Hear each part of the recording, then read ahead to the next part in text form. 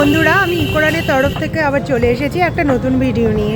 এই দাদা এই 3 হুইলার এই স্কুটিটা পারচেস করেছেন অন্য জায়গা থেকে, বাট সার্ভিসিংয়ের জন্য আমাদের কাছে এসেছেন। তো দাদা, আপনার কি কি প্রবলেম ছিল এই গাড়িটাতে?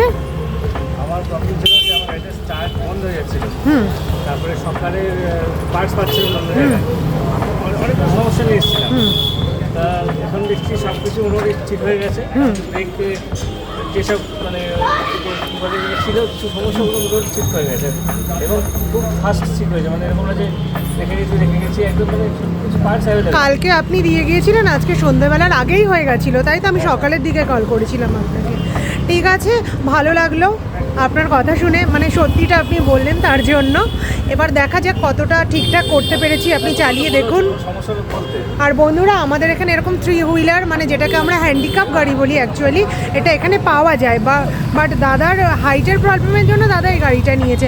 আপনারা চাইলে এখান থেকে এই গাড়িটি পারচেস করতে পারেন, অন্য অন্য কালারেরও উপলব্ধ আছে আমাদের এখানে। ধন্যবাদ বন্ধুরা।